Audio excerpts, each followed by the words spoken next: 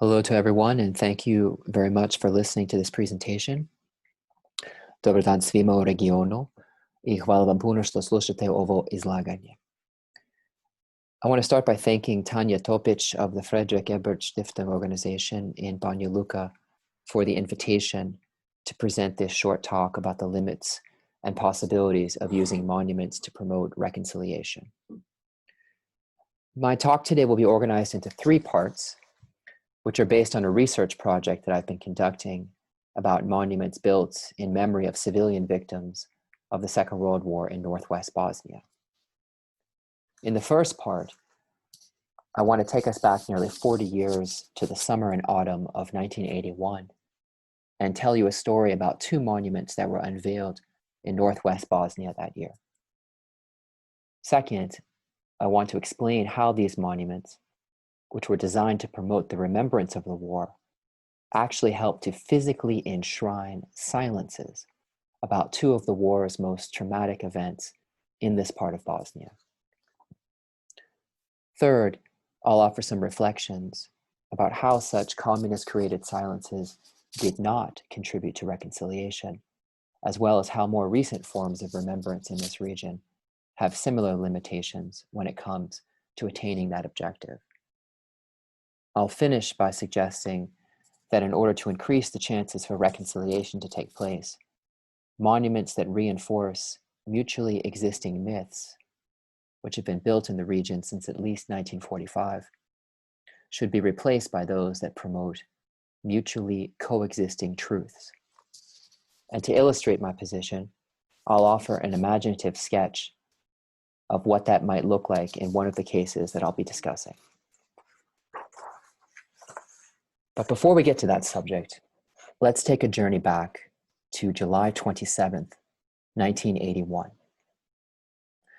The place is a site of gentle rolling hills in the shadow of the mountains that divide northwest Bosnia from Croatia, located just a few kilometers outside the Bosnian town of Bihać, which spans the emerald green waters of the Una River.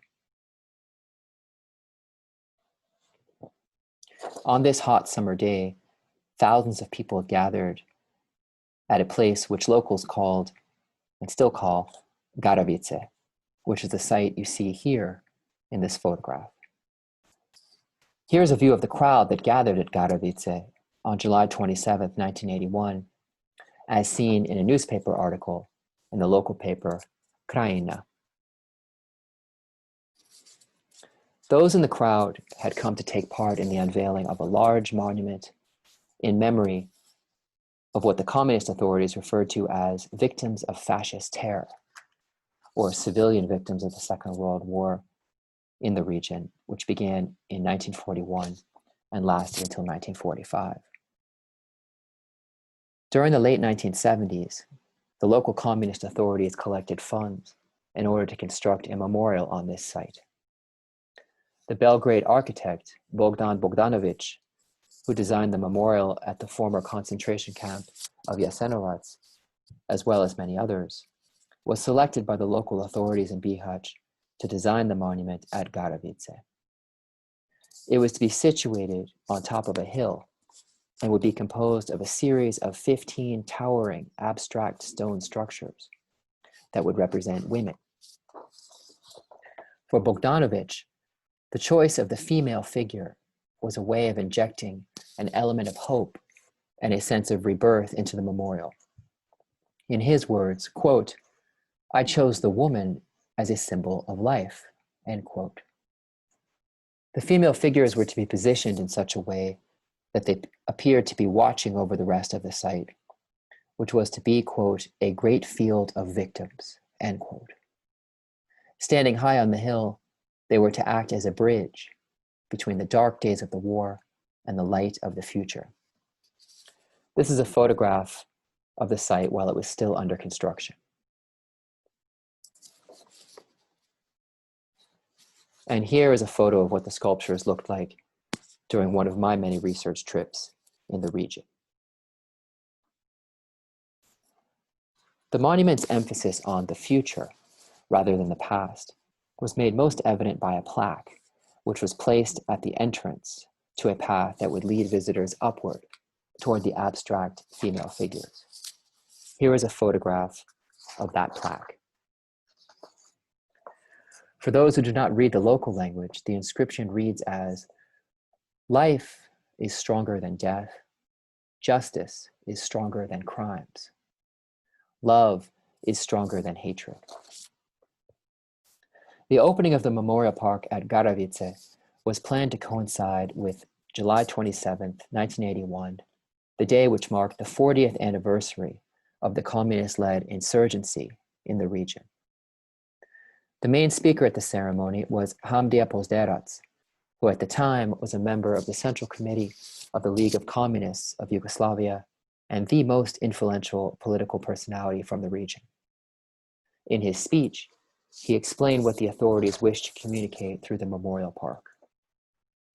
Quote, "In our country, there are many regions and places where the fascist occupiers and domestic traitors committed unprecedented atrocities against innocent people of all nations and nationalities. One of those was Garavice, which by number of patriots killed is among the largest sites of mass killing and fascist evil deeds. Here on this place, the Ustashes and the Germans carried out genocide against the innocent Serb population, as well as against politically advanced Muslim and Croat workers, citizens and youth, and a number of Jews of Bihać and the surrounding region." End quote. His formulation, which portrayed the victims killed at Garavice as a multi-ethnic group, paved the way for the central purpose of his speech, to emphasize the wartime development of brotherhood and unity.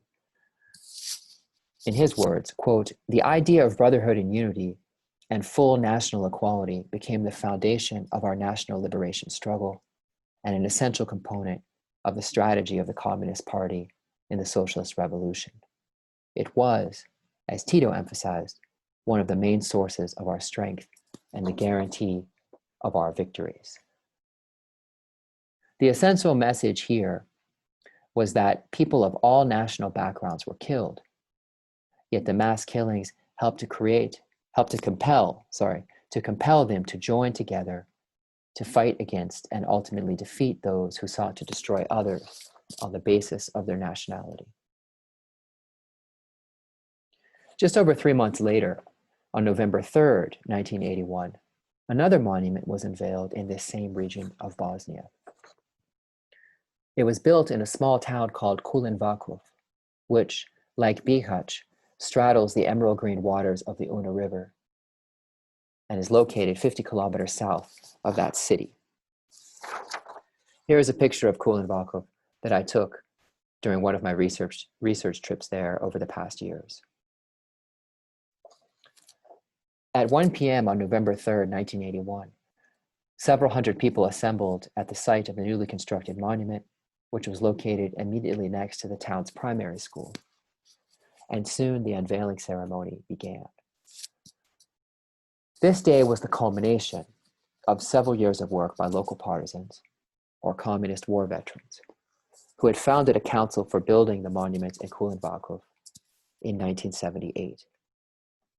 After collecting funds from local socio-political organizations and citizens, they turned to a young architect from Bihać named Sadeta Ibrahim Pasic to design the monument. Her instructions were simple: design a monument for the region's partisan fighters, or fallen fighters, Pali Borci, as they were known at the time. The monument's main theme was to be the brotherhood and unity of these fighters, and a list of their names needed to be carved on the plaques. Ibrahim Pasic chose the symbol of a closed flower as the main motif for the monument. The site she envisioned would be circular. In its center would stand a large flower representing Yugoslavia. Surrounding it would be 8 smaller flowers, each representing the 6 republics and 2 autonomous provinces in the Yugoslav Federation. 4 plaques would be positioned on the ground facing upwards at north-south and east-west positions, and carved on them would be the names of 147 fallen fighters from the region. Here is a photo of work being done to complete the monument during the autumn of 1981. The monument would be a memorial to the partisans from the region and would connect their deaths to the birth of a new socialist Yugoslavia and the equality of all nationalities in brotherhood and unity. Here is a photo of local school children in Kulen-Vakufu working to complete the monument during the summer of 1981.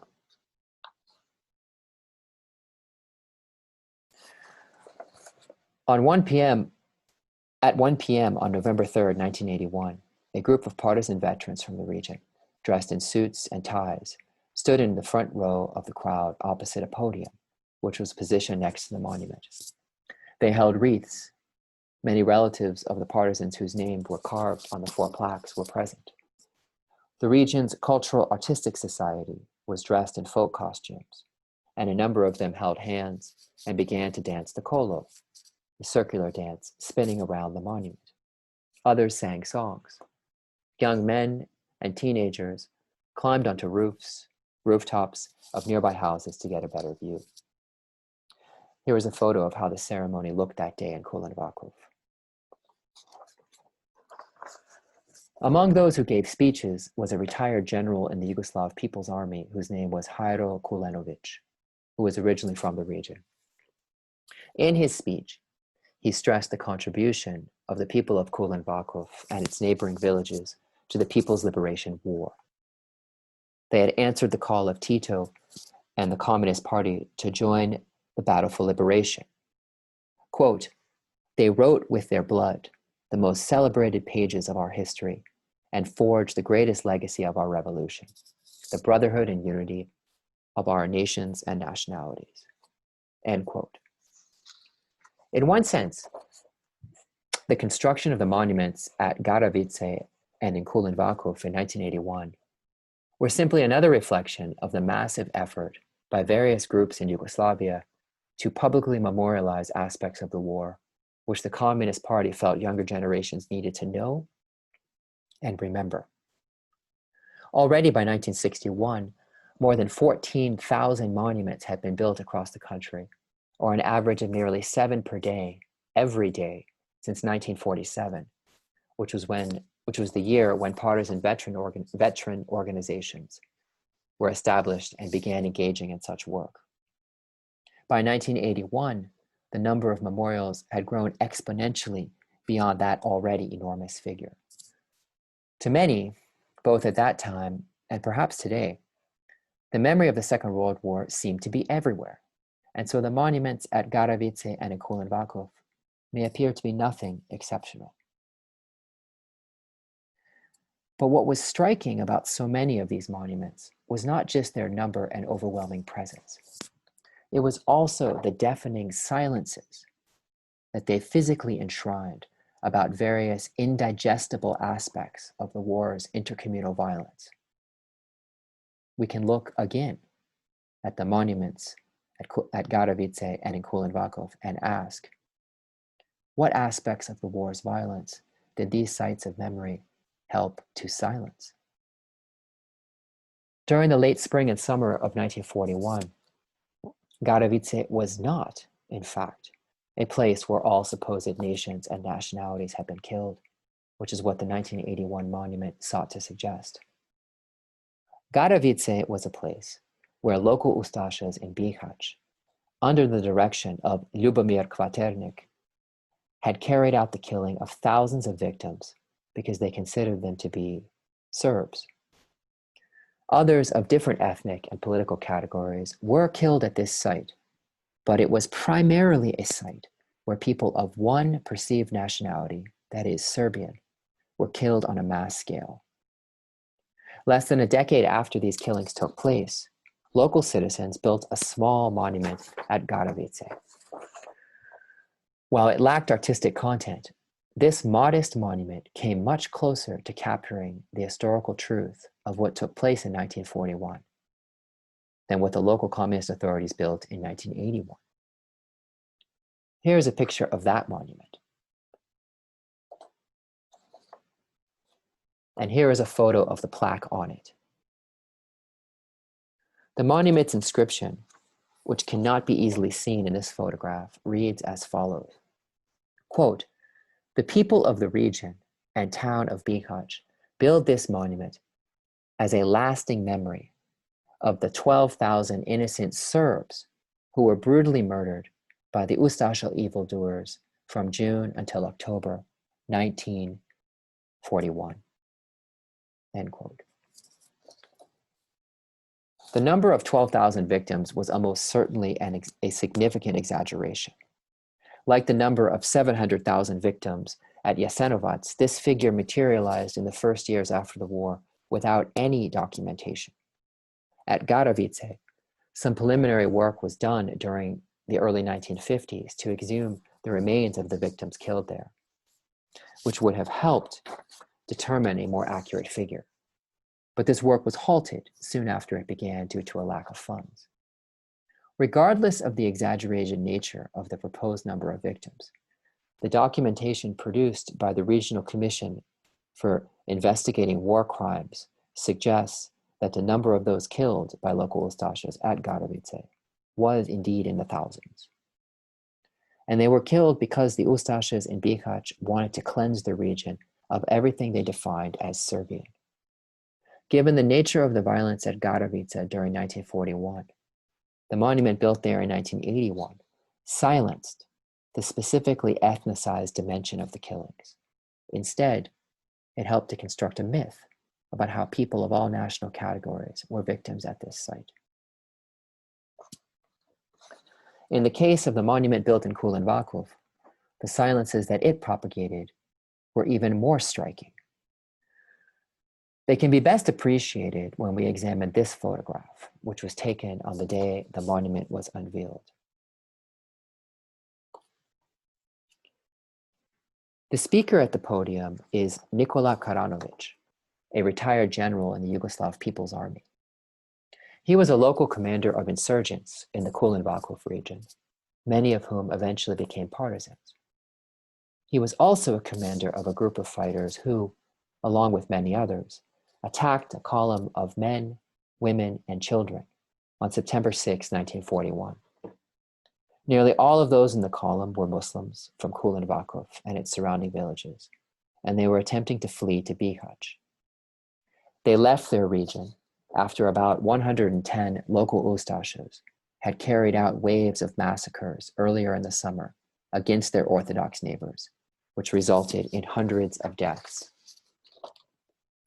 On September 6, 1941, the fighters under Nikola Karanovic's command participated in a series of revenge massacres against their Muslim neighbors, in which they killed about 2,000 people during a 48-hour period. Many of their victims were women and children. Hundreds of men and boys were thrown into this pit. And rather than be killed by their neighbors, hundreds of women who were trapped on a bridge in Kulen-Vakufu over the Una threw their children and then themselves into the rushing waters, where nearly all drowned. This is a photograph of the river from that bridge.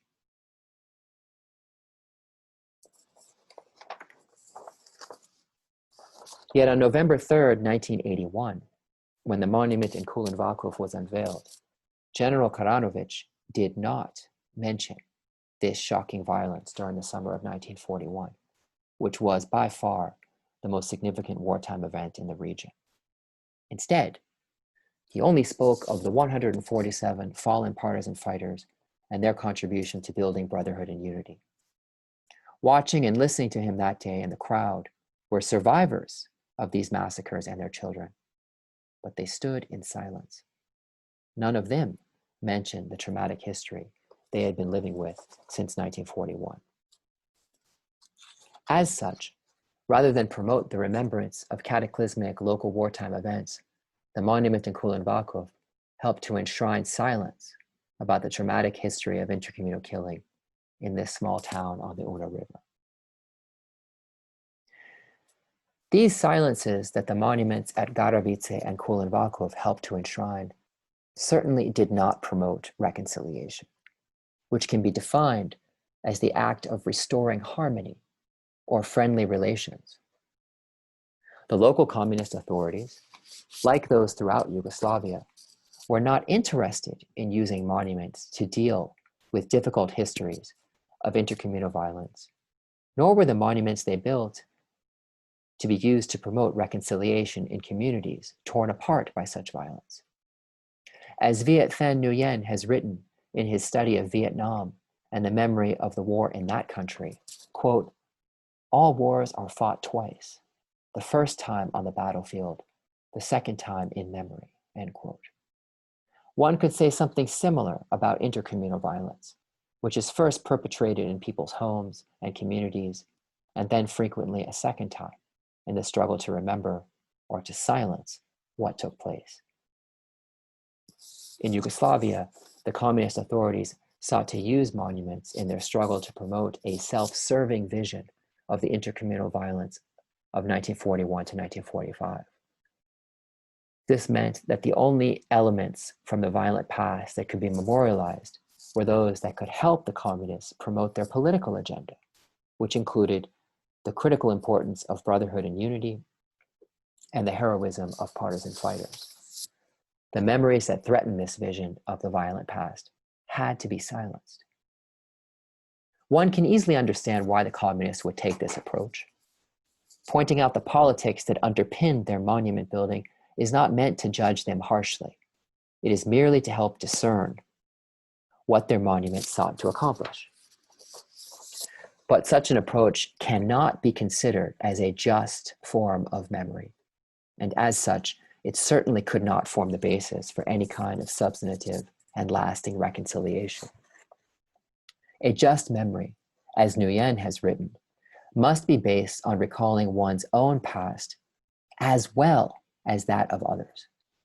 In his words, quote, "Just memory is only possible when the weak, poor, marginalized, the different, and the demonized, or their advocates, can influence or even seize the industries of memory," end quote.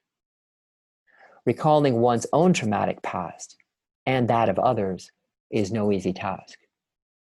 And many people, if not most, will reject this proposition, especially those who have been victimized by their neighbors in small communities.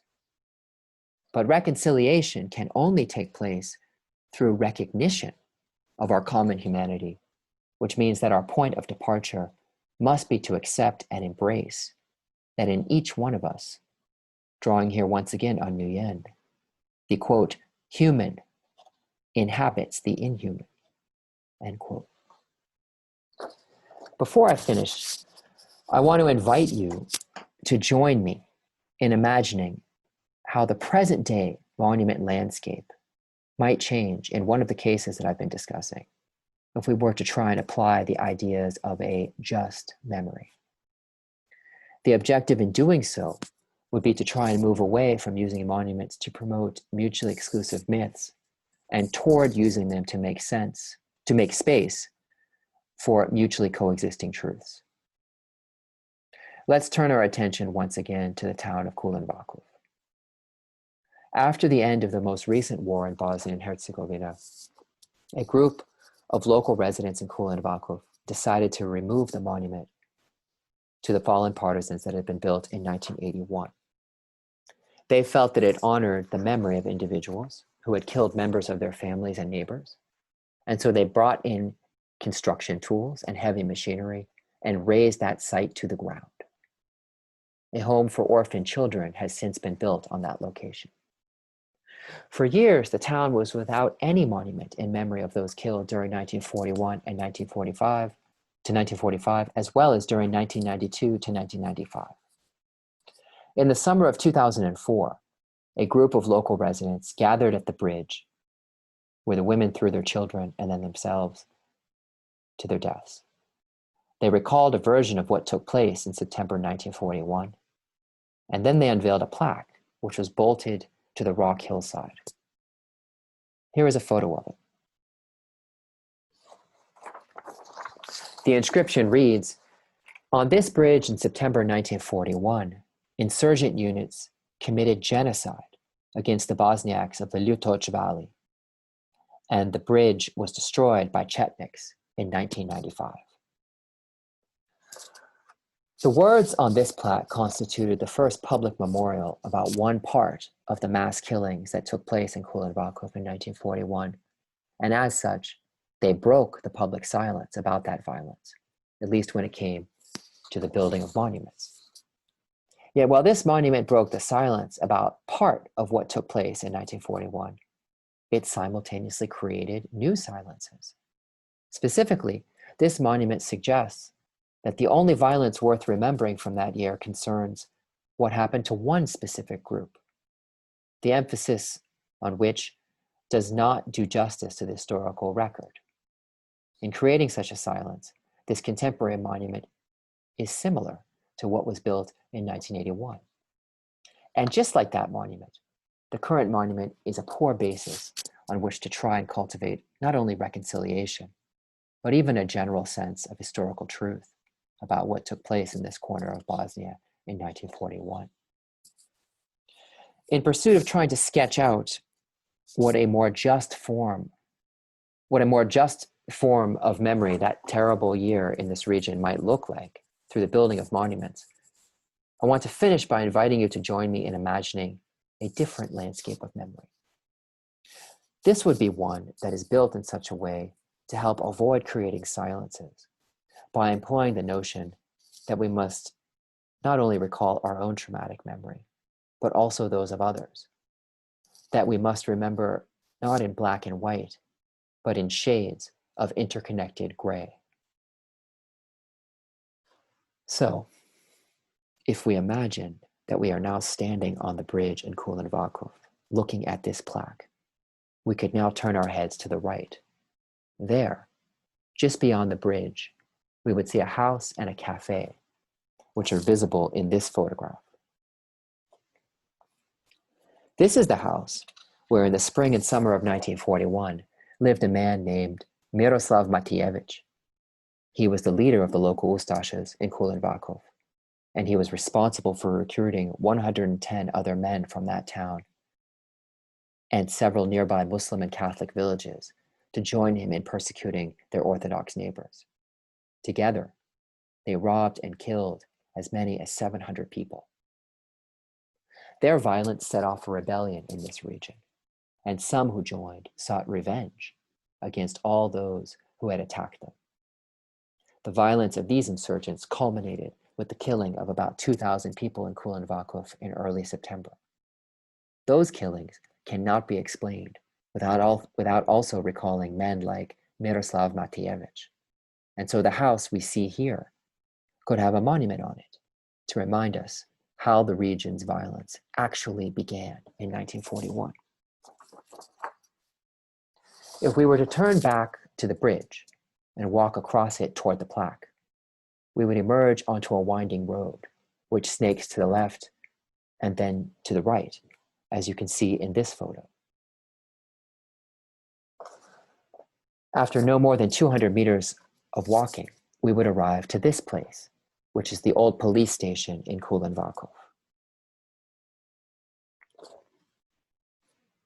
It was here in September 1941 that a number of Serb insurgents who wished to fight the Ustašas, but who had no desire to kill innocent people, raised their weapons and stood guard as several hundred Muslim women and children hid inside.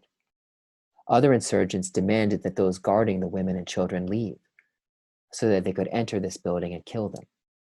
But the guards refused and even raised and cocked their weapons and pointed them at the heads of their fellow insurgents. They saved hundreds of lives.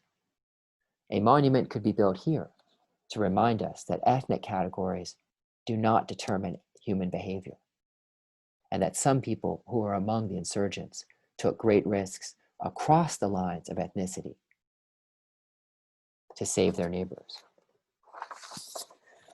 This building was razed to the ground in 2013 by a man who as a child survived the massacres in Kulen-Vakufu in September 1941. Here is what this site looks like now. If we now turned around and crossed the bridge where we began, and then turned right.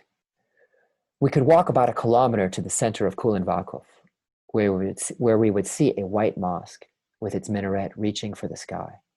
Just beyond it, to the right and to the left, we would arrive to the town's primary school, which is the large white building we see in this photograph right next to the playing fields. The original school was built by the Austro-Hungarian authorities in 1880 and was located to the right of the building you see here and up the hill. Above its entrance was written, quote, "Blind is the one who does not know how to read," end quote. It was in that school that during the summer of 1941, Miroslav Matejevich and the rest of the local Ustashas held their prisoners. And it was there that they came almost every night during July and August of that year to take a group to nearby ditches where they killed them. A monument could be built here to remind us that the attack on Kulen-Vakufu in September 1941 did not materialize out of thin air or because of this or that nationalism. It was the result of local Ustasha violence against the region's Orthodox population. Here is another picture of the school with an abandoned kiosk in front of it. A local man who was convicted for having been in Ustasha in 1941 sold newspapers here every day for decades after he was released from prison.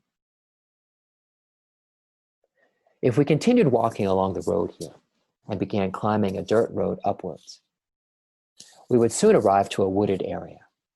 An overgrown path leads in the direction of the abandoned Orthodox church in Kulen-Vakufu. Local Ustashas captured Orthodox villagers during the summer of 1941 and then killed them in ditches nearby this church. One of the victims was the church's priest, Father Vukosav Milanovic. He was well known in Kulen-Vakufu for having prevented a massacre of the local Muslim population in 1918 in the aftermath of the creation of the Kingdom of Serbs, Croats, and Slovenes. He met an armed group of Orthodox villagers as they approached the town. And he said, "If you have come here as liberators, then enter and you will be received warmly and well cared for. But if you have come to commit any kind of evil against our Muslim brothers, then I will call on my entire parish to rise up against you," end quote.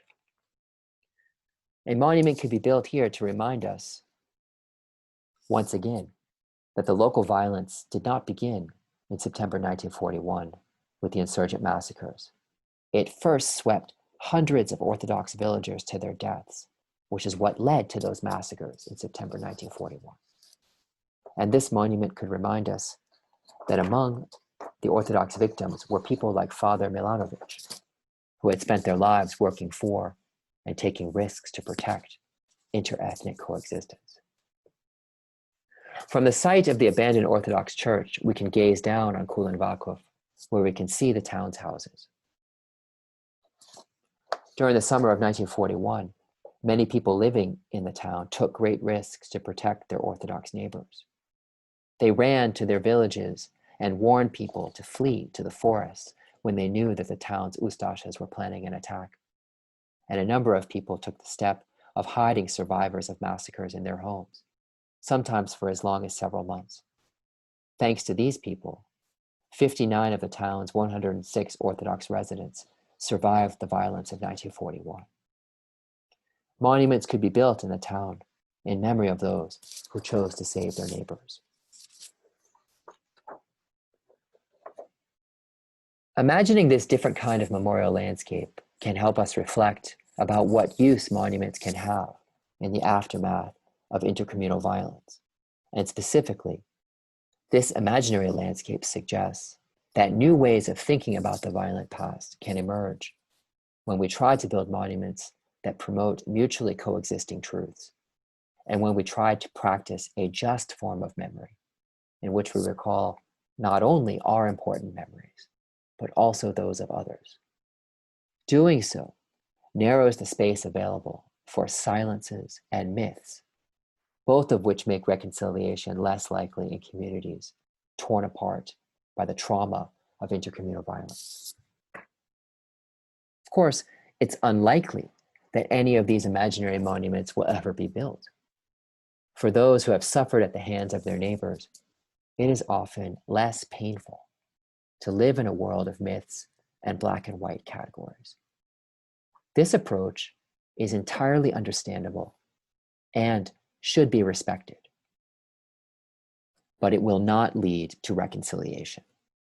For that delicate process to take root and to grow and potentially bloom, a deep change must take place inside those who live in the shadow of intercommunal violence. They need to begin seeing themselves and their neighbors as largely the same, as humans who are all extremely vulnerable to being hurt and who all have a terrifying capacity to hurt others. Thank you.